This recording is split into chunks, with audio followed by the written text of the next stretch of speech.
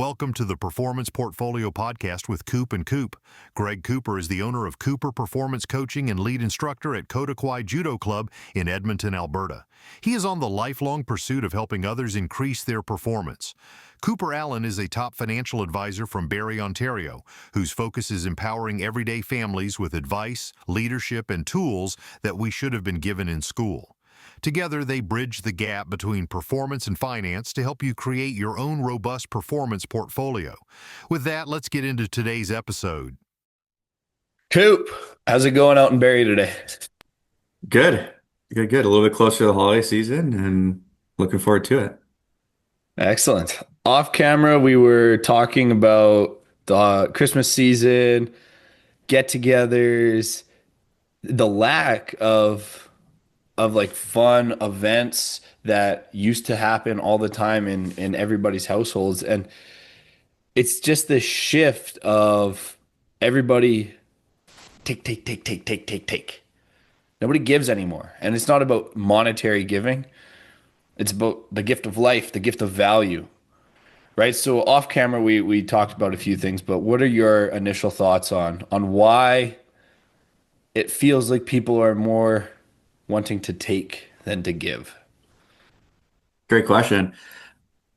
I think, and it's funny how on the same page we are with this, because you had texted me about this podcast topic.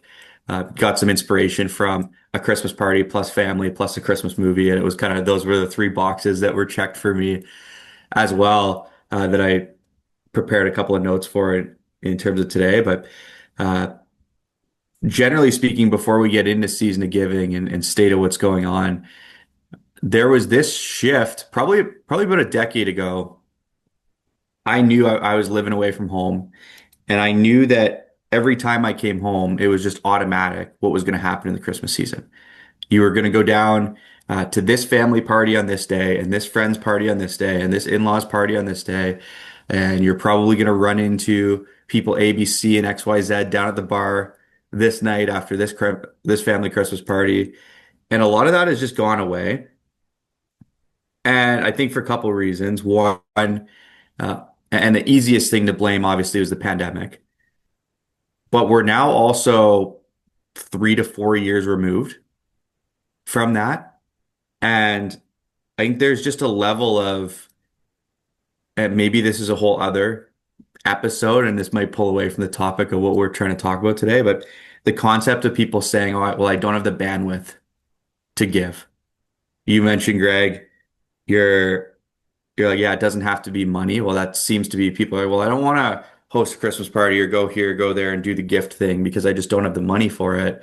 Well, on the energy side, that's people are saying the same. Well, I don't have the bandwidth from an energy point of view either. And the ironic part of it is I think that people don't realize that the reason they actually don't have the bandwidth for it is because they don't have relationships like this in their life and events like this in their life to fill their cup back up. So it's like, what comes first here, the chicken or the egg? Like, do you go to the event to fill your cup up and get the energy and build the relationship so that you have more bandwidth in the future? Or do you increase your bandwidth so that you can do those things? But I think there's a lot of convenient excuses around this time of year. And in the therapy world, they'll call it like setting boundaries and putting yourself first. And they say that that's healthy. And I think that's one of the biggest detriments to our society right now is yes, there's healthy boundaries with toxic people, but why are you setting so many boundaries with really good people who do really good things for you that don't take away from your energy? Now you're just a selfish person and you're stealing the gift of the holiday season away from your friends and away from your family and people who'd actually go lengths for you. So I think this whole therapy culture is was needed for a long time and the pendulum has just swung too far in an extreme direction. And people are in their survival mode, and because they're in a survival state, they're thinking a lot about themselves and their immediate families first, which I get that you have to do, but uh, there's also time to reflect on how do I get out of my immediate four walls and start thinking about other people as well. So those are kind of just some out loud thoughts before we take a deeper dive. I don't know if you can relate on any of that or not.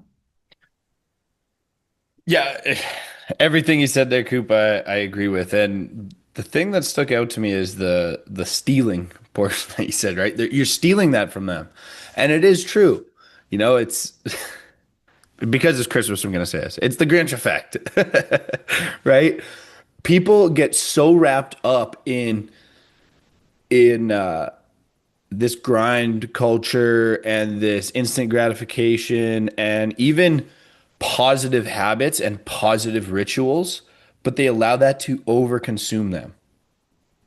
And I can talk about this because I am a subject matter expert on challenges and doing habitual things. I 2024 I did a challenge every single month. I just finished 75 hard for the fifth time. I didn't let it get in my way of going to events or make a big scene about it. But everybody is like they force themselves to make a scene about it. Well, I can't do that. I'm doing 75 hard. I can't drink. I can't have the sweets. So now you have to not go to this great event, not see your loved ones and family and friends because you're so selfish that you can't do it. Well, maybe you miss the point of whatever challenge you're doing then because it's not about you. It's about, sure, yes, it's about improving your mental fortitude or whatever, not just 75 hard, whatever they're after.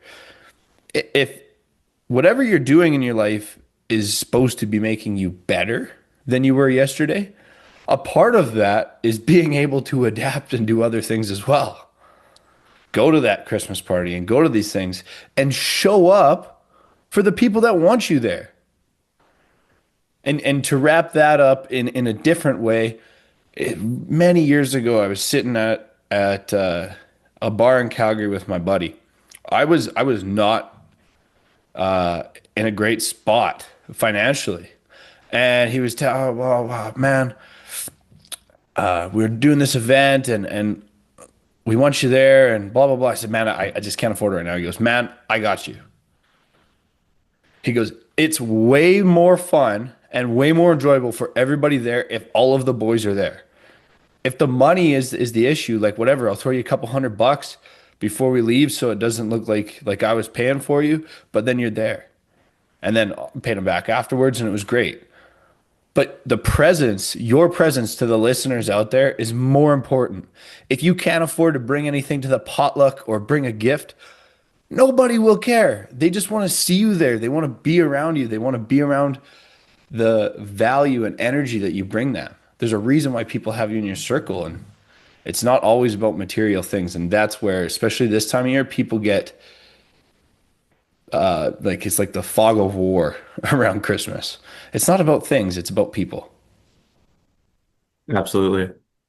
It's actually kind of sad to see. I'm hearing more and more people talk about how they're not looking forward to the holiday season.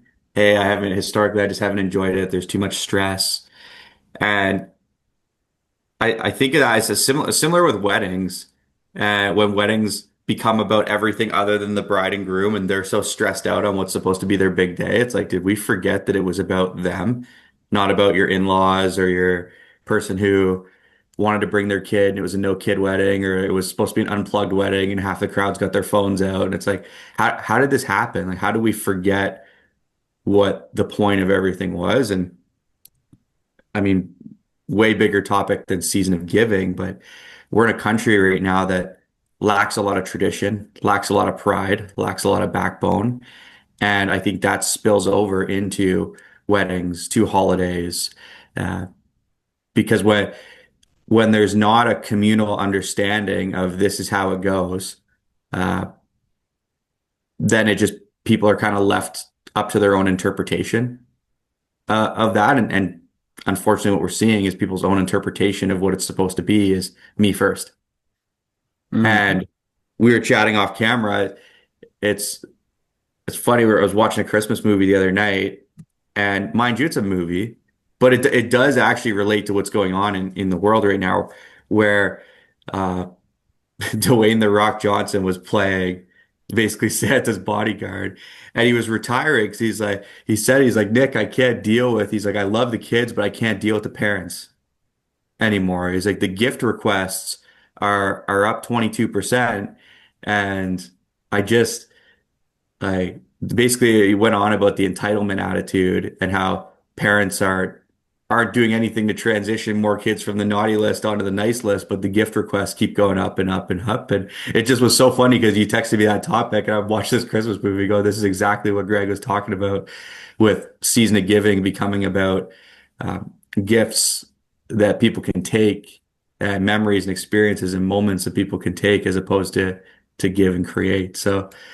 yeah, it was a funny comparison to draw, and I get that movies aren't real life, but that's also what life is becoming, and a lot of these movie writers don't pull ideas out of thin air. It's usually from experience or from a thought in the real world. Yeah. When you said that, it was funny because I just recently watched that movie too. I'm a Christmas fan. My mom has always gone to the nines. Like we call her Mrs. Claus. Every rail window has garland, Christmas cookies. Everybody that we know gets Christmas cookies and Nanaimo bars and all the baking. The door's always open. And off camera, I was kind of saying my mom is like the last of the Titans because that's not a normal thing anymore, which is crazy to me. People don't enjoy that. But more to the point of what you were talking about, it's that materialist view, right? In the movie, he's like, "Oh, I just can't stand the parents." And I saw something just yesterday when I was sitting in the back seat driving back from Lethbridge from a training camp. Rob Deerdeck was this skateboarder, used to have MTV shows, Fantasy Factory, and an extremely successful entrepreneur. Like this guy is went from skateboarder to billionaire. And on his mom's 80th birthday, he gave her this gift of time with Rob. And he dedicated for now until the last day, at least once a year, just by himself, not with his wife, not with his kids, just Rob will fly back to Ohio and spend a whole weekend with mom. Mom's gonna cook his favorite meals because that brings her joy. They're gonna go to church together. They're gonna just spend time, no gifts, no flash, no private jets, no nothing. Just mom and son. Now, you don't need to make it a gift like that, but just do those things. Go home, surprise mom and dad, surprise your friends, right? Those are the gifts. Those are the value you bring. And you can do that outside of the family as well. I think it was the last episode or the episode before, we were talking.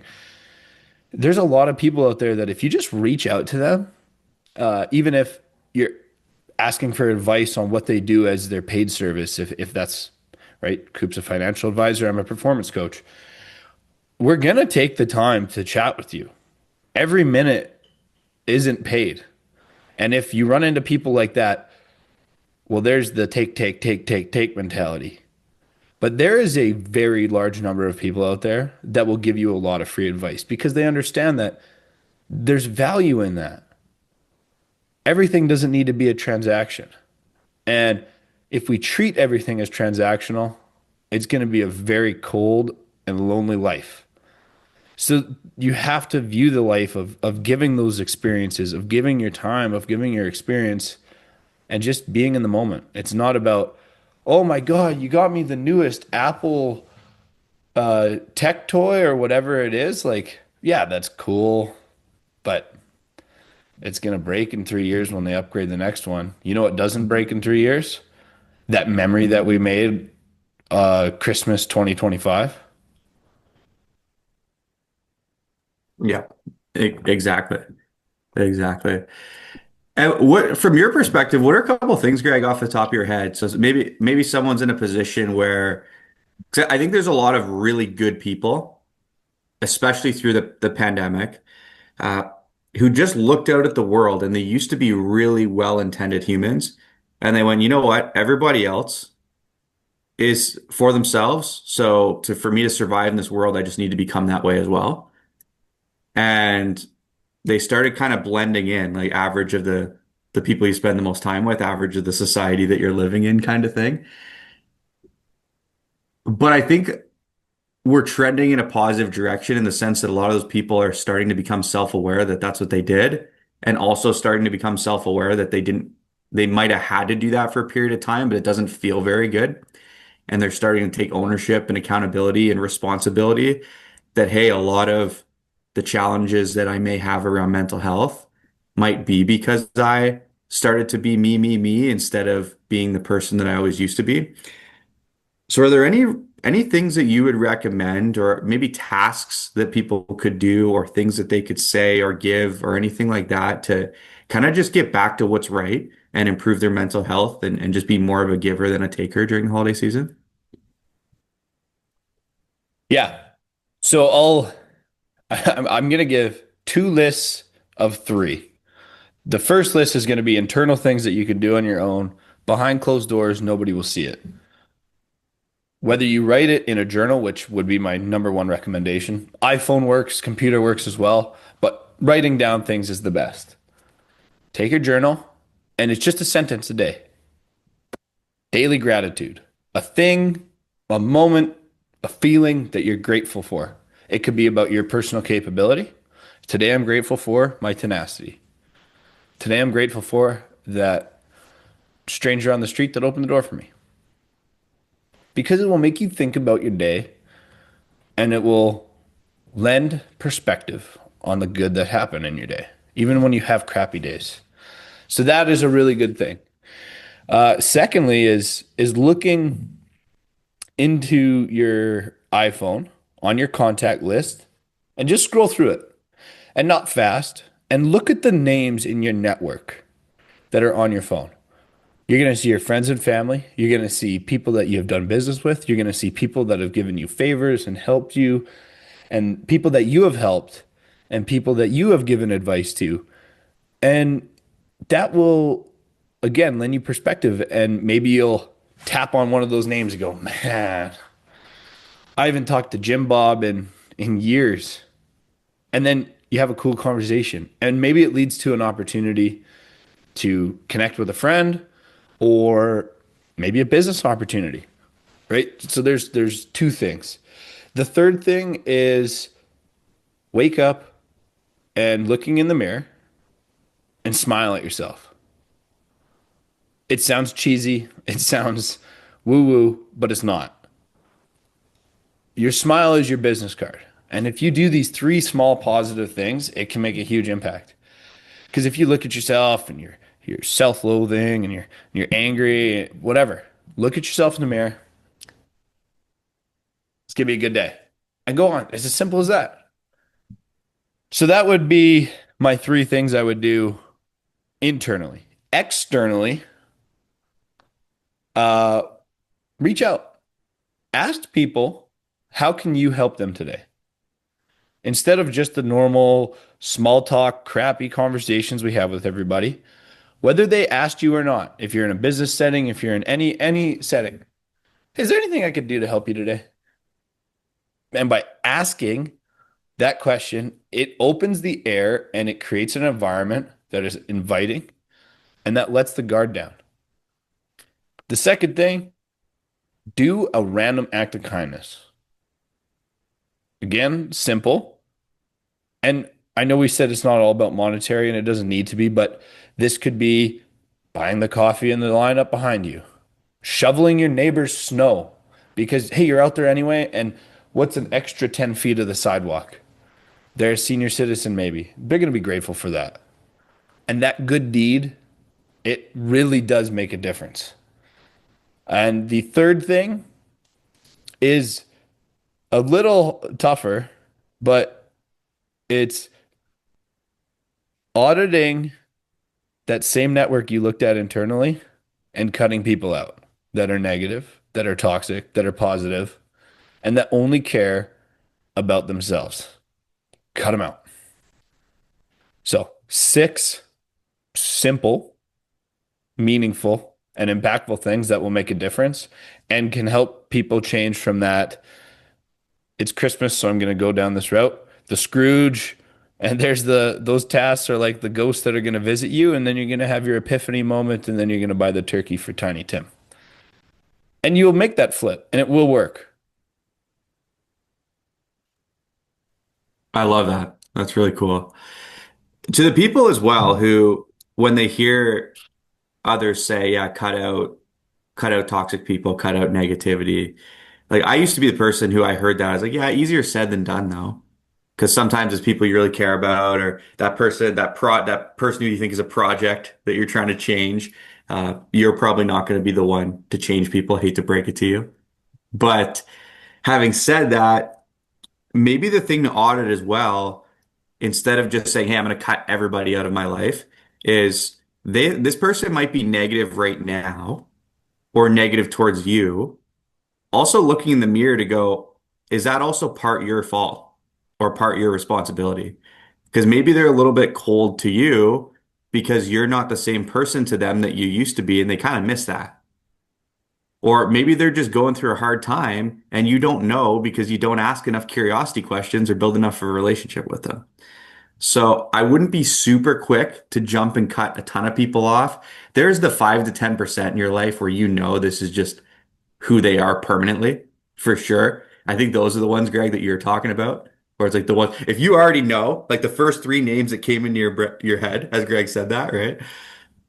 Yeah, they're the energy takers. Going back to episode one, right? Those are the people that are like soul sucking. You know, it's just like not no positivity, and those are the people you got to get rid of because they limit the ability for you to give your time, your value, your energy, and if you're in that position, your money. Exactly. Yeah, you can't tell me if there's an event that you're not looking forward to going to. You can't tell me it's because there's 30 of 30 people there that you're not looking forward to seeing. It's like there's like 5 of 30 in the room where you're like, man, I really hope I can avoid these people. And they ruin it for everything else. So I think that's the first thing is auditing that. Mhm. I think to your point as well, Greg, is there's a lot of things that you can do that don't cost money and that actually don't take up that much time either, because the reality is that what was just a normal good person thing to do 10 years ago now makes you stand out like an absolute hero and brightens people's day 10 times more because we're so accustomed to this new world of lack of customer service and human connectivity. Man, that is so sad but true. And it's like the scene in Red One, the movie we were talking about, right? At the at the point where Dwayne Johnson has his moment of he could see it again and he looks at the characters and he sees them not as the adults they are, but as the kids. And then Santa goes, "You see it again, hey?" He goes, "I lost it for a while." But that moment, like I seriously like felt like such like a Christmas warmth from it because it's true. Like the things that as kids and 5, 10 years ago that were a normal good person thing to do, not even good person, a normal, average, everybody on the planet thing to do is now a superhero move, which is crazy. And I think it is because I mean there's a number of things, but what how I'll wrap this up is even if that's the case, because we're not going to change it on this podcast, we're not going to change it tomorrow. And you're listening to this, just do those things anyway. Because that's what your grandparents and your parents probably would have done. And you'll stay on the nice list. Coop, Yeah. the question I have for you, and again, we are talking about giving value, giving energy, giving life. Finances are still a thing about it. This time of year, especially, how can, and this is a topic we talk about lots, but how can people take the emotion away from that like obligation to spend this time of year and how do you help people like navigate that? Yeah, great question. I'm gonna totally skirt the question of how do I help people navigate it on the Yes, sorry, basis, my yeah, bad. yeah, no worries. On the basis that it's probably a whole episode. Uh, Having said that, a couple things. A couple episodes ago, we talked about no alcohol. Okay, well, if you were gonna go to 4 Christmas parties and spend $40 on your bottle of wine or your beers that you're bringing there, if money was really that tight, That's an extra 150, $200 just in alcohol alone that you could have spent $20 on cases of bubblies and pop and things like that, first and foremost. Second thing is, so there's a little bit of cost savings. Second thing is actually budget out the gifts that you're planning on purchasing. And yeah, maybe you don't need the new $2,000 iPhone or the big trip or the big concert or the big thing. And find some ways to, if you were going to give out 10 different, the industry, Greg, that's never made sense to me. I don't know why it's so big, is cards, birthday cards, Christmas cards, things like, what are we doing spending $7 a card multiplied out by 10 people? Go get a piece of paper, write a handwritten card. Like, are we serious? Like, You could go we're to Staples and get like a nice box of 50 like Manila like cardstock paper for like $5 and write it out. Or you could spend 100%. $20 on one. Like it's crazy. Yeah. You start adding it up. Like if you're having a birthday or a wedding or Christmas or whatever, and you're seeing all these cards, you're like, all these cards are another gift in and of itself. Like it's crazy. So, uh, yeah, I'd say, but budget it out. Uh, it, go on the internet or chat GPT or whatever and look up, hey, what are some different ways I can cut costs over the holidays? Going into the new year, helping plan for the future is, as you set your budget for 2026, have a budget line for gifts and charity if that's something that's important to you, and stick to it and kind of map it out. Oh, I know I'm going to have this wedding coming up. I know here's what we want to do for these people for their birthdays. Here's we want to kind of leave this here miscellaneously to do that type of stuff. And then the other thing is, and this is again, this is the part that people don't understand about the giving taking thing, is the more you give with things that don't cost money, the more people will give back to you with things that don't cost them money, but it does save you money. And the money you save doing something like that then allows you to spend more money in other areas. For example, if you turned around and said, I'm going to go offer to, I know sometime in March, my it's my cousin's birthday. So I'm going to call up my cousin and say, hey, your birthday weekend, for you and your spouse, can I come babysit for free so that you guys can go out for dinner or go do what you want to do? Well, maybe Greg, you offer that to somebody who then turns around and offers another free favor for you close to the end of the holiday season. And it saves you from paying for a babysitter later on in the year. So you can go out and get your Christmas shopping done or whatever, and you're not spending $50 or $100 on a babysitter because you went out and did that for a few people. So yeah, or the flip side is we've got hammered with snow the last couple of weeks. Well, you know that the quickest way to not have to pay for snow care or lawn care or anything like that, go shovel your neighbor's driveway. So instead of, why is every single person in every single house shoveling every single time it snows? How about we have a community of people where it's like, okay, well, you three take the first snowfall and us three will take the next one, and it just all the way through. We've got like one side of our driveway is a big yard, and then the other side is just like one of those smaller lawns all the way up the street. And I'm looking at all the way up the street. To me, what makes sense would be that small part in the middle, you don't accumulate any snow there. You push everything out. There's two houses like this. You push everything to the two big lawns and you keep this flat as if it's an extension of your driveway. But every house has the snow piled up in the middle. I like, do you hate your neighbor that much? Are you that lazy that you're pushing and piling up in this little thing? How about start over here and push it that way? Start over here, push it that way. Have something in the middle. It's crazy to me. Like it's not that big of a deal, but at the same time, it is that big of a deal if we want to talk about love and belongingness and connectivity, which is probably the biggest core human need that the world is missing right now. Mm. Yep. Yeah, I find it funny on my walks this time of year. You can see, and I understand the statement's going to be slightly judgmental because it is. But you can see and like take an assumption on who's the best neighbors on the certain streets because there's those lines. And for our listeners that are south of the border that don't get snow, on our sidewalks. You could like see the line of where one person shoveled right to where their property line is. And it's like a clean cut, like they took a laser level. Or you walk 10 more feet and then it's all clear. Did one person do it all? Maybe, maybe not. But when it's a fresh snow and you can see which house has like left, then you're like, oh, that guy's a good guy. Yeah, and you're grateful for it because now you're not slipping on the ice.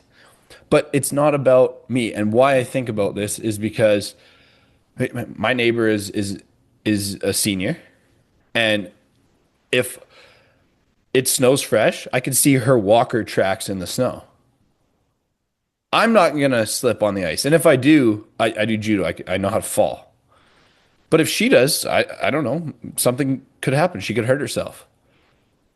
So why would I not shovel all of that? And if you live on a street for any period of time, you know which neighbors are elderly and which are not, or which have whatever other case. It's just the right thing to do. Now, yeah, you're listening to this, so well, then it never ends. I have to shovel the whole block. That's not the point. Like Coop said, hey, then it creates this culture of, okay, yeah, I'll get it next week or I'll get it in the next snowfall. And it just creates this chain of goodwill. And that is what this time of year is about, but not just this time. We have to continue that all through the year and just start being positive and giving more than just money, giving energy, giving happiness.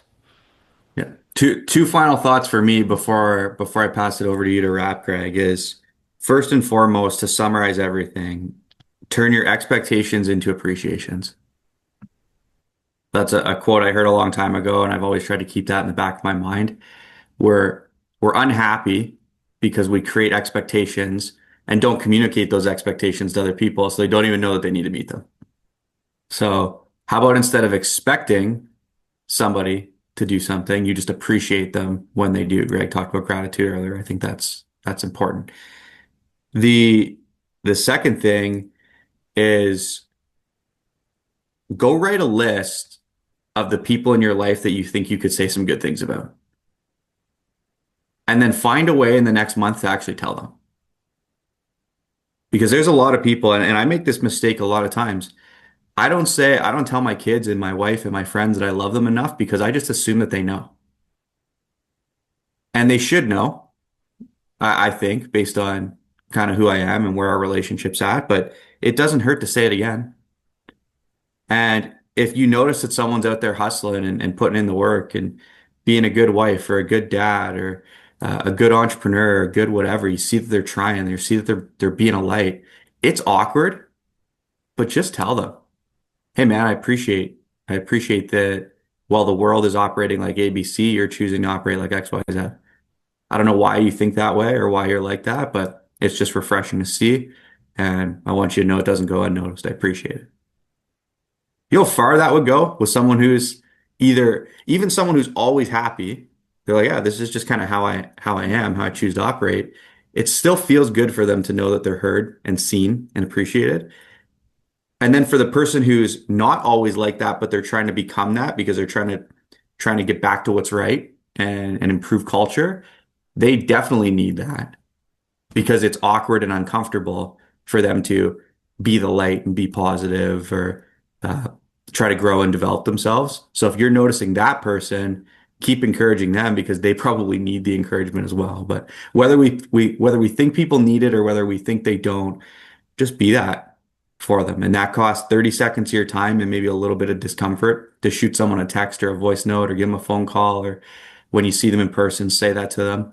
Hey, I know we're just joking around, not being serious right now, but just like real talk for 30 seconds, then we'll get back to what we were doing. Hey, I just wanted to say, boom, boom, boom, done. That's it. It's that easy.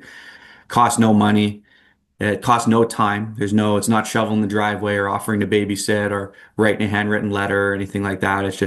It's words. And that's really all humans want at the end of the day is to be heard and to be seen. So I think that's the biggest gift you can give someone this time of year. Well said, Coop. To wrap it up for me, be on the nice list. And I say that and I mean it. Because giving your time, giving your energy, giving your positivity, if you're capable, giving your money in philanthropic ways, that is what this time of year about. That is what being a person and a human is about. Don't get wrapped up in, people are gonna think I'm weird if I'm the only person that does that. No.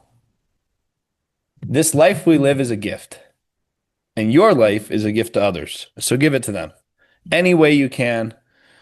And by doing that, you will receive more than if you were just sitting there going, take, take, take, take, take. So this season, give a little bit more and take a little bit less. Coop, till next week. We'll see you later.